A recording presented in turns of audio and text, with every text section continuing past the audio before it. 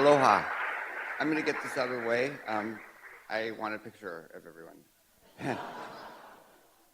Okay, it'll probably be 2 or 3 pictures.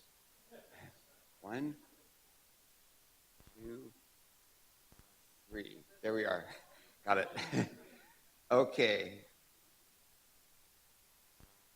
I would like to say what an honor it is for me to be here today. And I especially want to thank Lish and Cecilia and their entire team for being such wonderful hosts.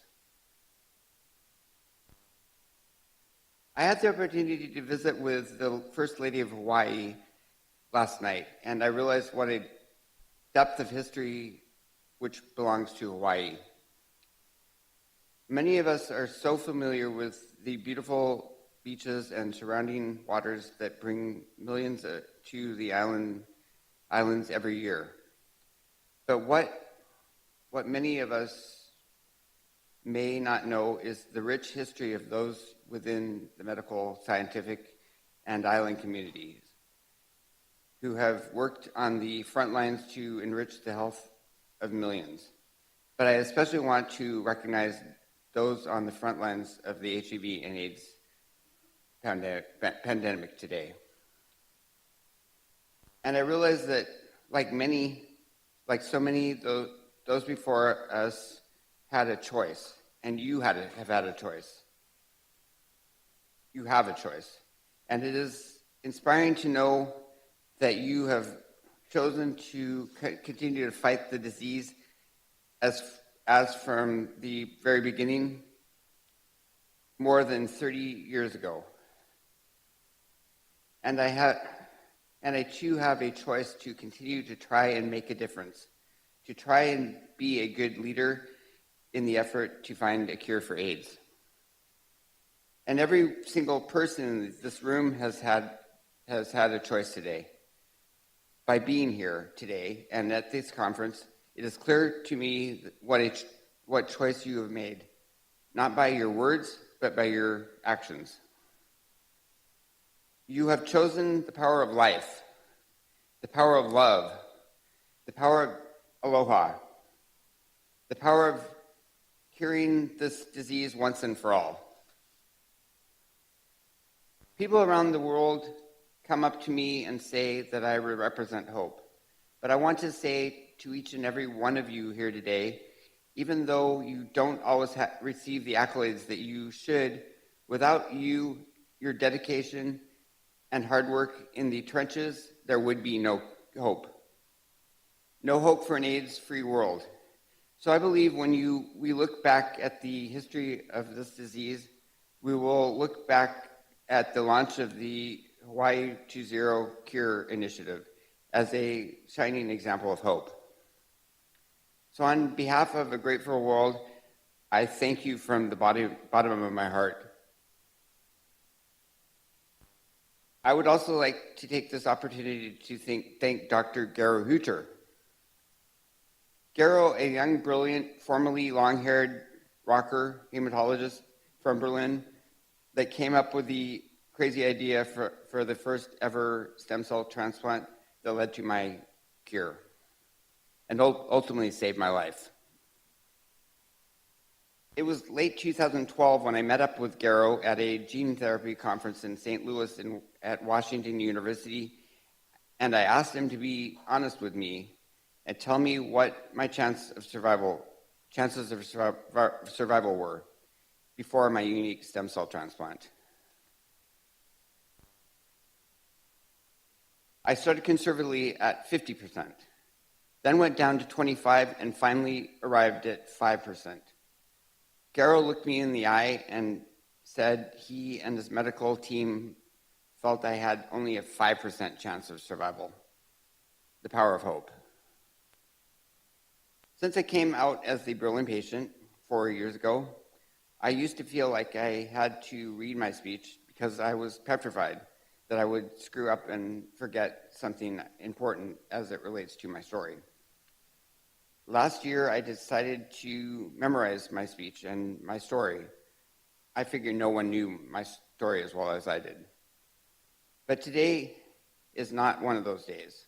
I apologize, but I have some challenges. It's called too much Hawaiian sun and surf disease.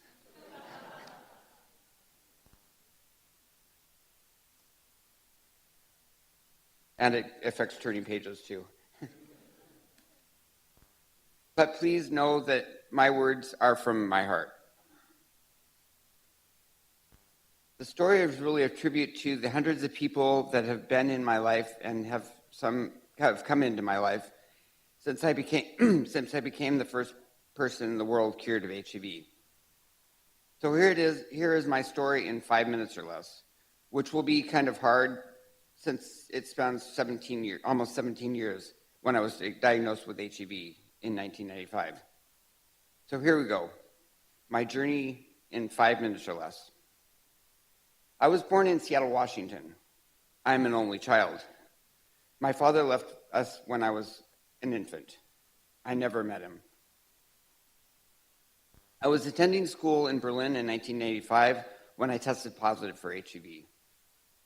I was terrified and thought for sure I was going to die. Some of my friends had already died from AIDS. A cure was never discussed back then.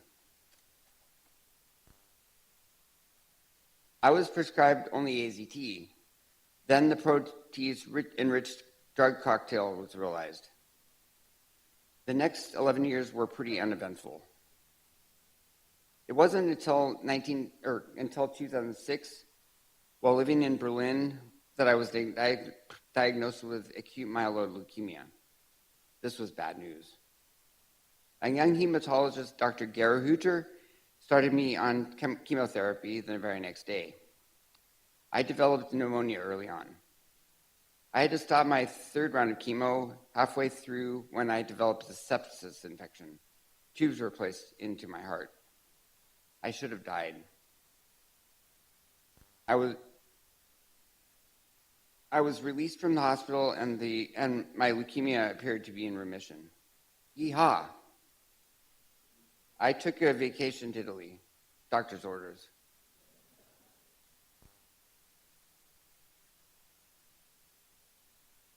Unknown to me, Dr. Huter was reading about something called a rare CCR5 receptor gene mutation, Delta 32. In 2007, while I was on a trip to the US, I soon found out that the leukemia returned. Shit, not again. Initial attempts at a different chemotherapy were not successful. I was going to die. However, a stem cell transplant became a viable option. Then, eureka! Dr. Huter had a revolutionary stem cell treatment idea. Why not use a compatible donor who had the CCR5 mutation, someone who is naturally immune to HIV? Dr. Huter thought maybe it would not only cure my cancer, but also my HIV.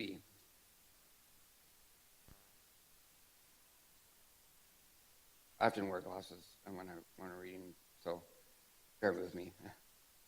I don't have them today. Really, I wasn't prepared to be a guinea pig. I said no to the groundbreaking treatment idea. I never liked guinea pigs. The power of no. Shit, the chemotherapy didn't work. I'm going to die. Again, Dr. Huter discusses with me the revolutionary CCR5 stem cell transplant idea. I finally agree. The power of yes. Holy cow!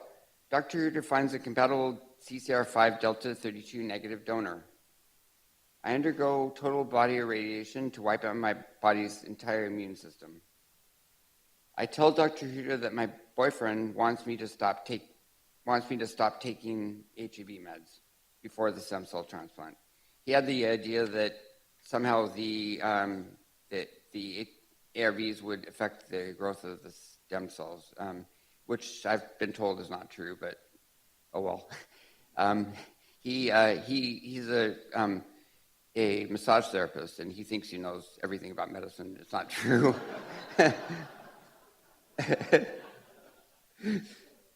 Hence, I'm not with him anymore. But we're still very good friends. Dr. Huter says, no, it's not part of the protocol to stop taking my meds. I put my foot down. I refuse to participate in the groundbreaking CCR5 stem cell transplant. Dr. Huter has an emergency meeting with colleagues. He comes back and says he's changed the protocol. I can now stop taking my HIV meds. I haven't taken any since. And I'm told I'm cured. I received the CCR5 stem cell transplant. 3 months later, there is no sign of HIV in my body. Really? They do more tests, lots and lots of tests throughout my body. My blood, my brain, lymph nodes, gut, and spine. Any place they can think of to stick a needle or take a blood or tissue samples.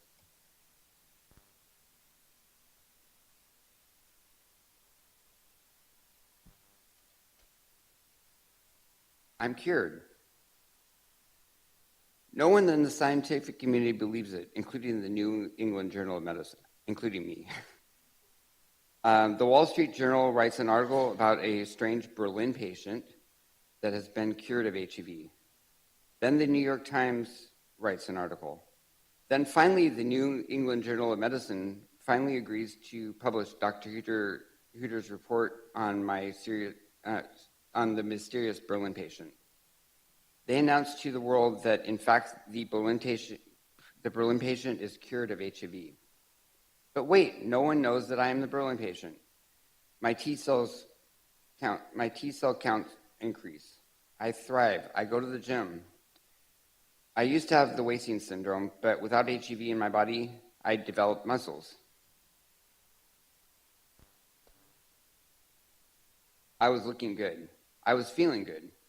Until 2008, when my leukemia returned. Give me a friggin' break.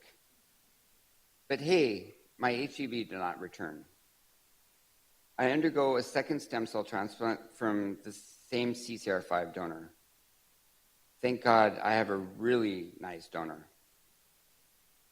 They do more. I was very, very afraid that he was going to say no, but he said yes.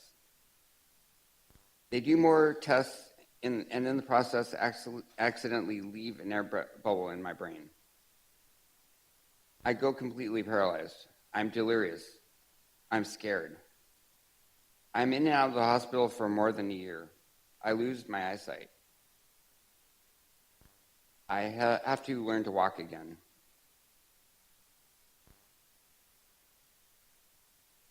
I have to learn to talk again. My mother has now come to visit me 8 times in the Berlin hospital. She works in the sheriff's office in Seattle, King County. Her colleagues donate their vacation time so she can be by my side. Now more tests.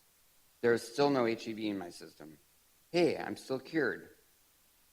I begin to realize that I still have some challenges. My body and mind have been through a lot, but I'm alive. The power of life.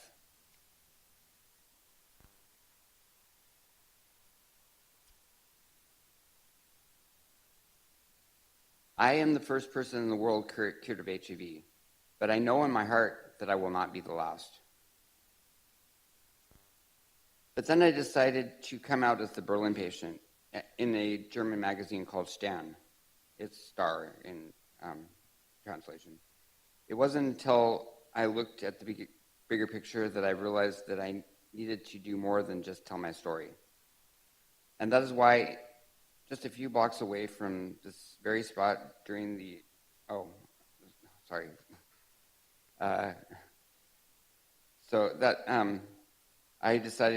I made an announcement to the world of the Cure for AIDS Coalition. My intent to start that, along with my business partner, Dave Purdy. And his partner, Mark Lonnie, want to invite everyone to join us in a global effort to find a cure for AIDS. Dave and I had been through a lot together, the power of friendship, and also my partner, Tim. Right there. I know Tim 1 and Tim 2, but I am Tim 1, unless you ask Tim. The power of love. There have been a number of reports of other people that have been cured that unfortunately have had their HIV returned. But these people are still heroes to me, regardless of the outcome, because they tried. And science moved forward because of their courage and sacrifice for all people living with HIV. But then there are shining examples of those heroes who are committed to finding a cure for HIV and literally turn their lives over in the pursuit of science. I had the honor and pleasure of speaking with Eric Blue, a very young man from Louisiana who was diagnosed with leukemia and was living with HIV, who a couple of years ago bravely agreed to undergo a similar stem cell transplant like I did, except with cord blood. Eric could have said no to the procedure like I first did. I spoke by phone with the entire medical team in Minnesota where the procedure was taking place. I got to speak with Eric and his mother. He told me that he was excited to perhaps be cured of HIV, just like me. 3 months after the procedure, Eric Blue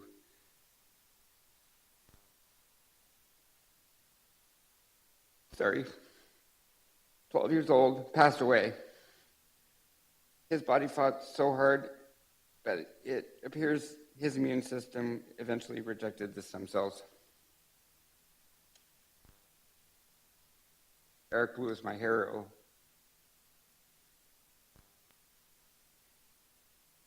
Sorry. And there will be others too, as we come together in search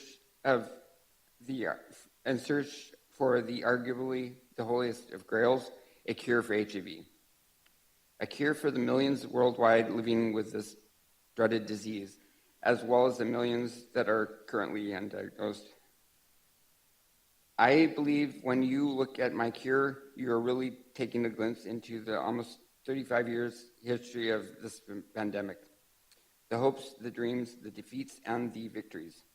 The tears, and in some cases, the times when all you could do is laugh uncomfortably. Because because there were no more tears. For a while there, I thought people were interested in my story because I am a freakish scientific experiment that worked. But people around the world tell me that my story is a story about hope.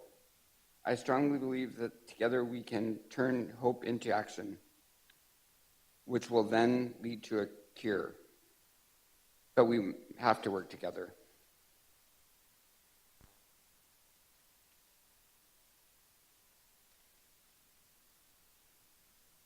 My name is Timothy Ray Brown. They used to call me the Berlin patient. But I've come to realize that for me, it's not so much about the power of a cure, it's about the power of you.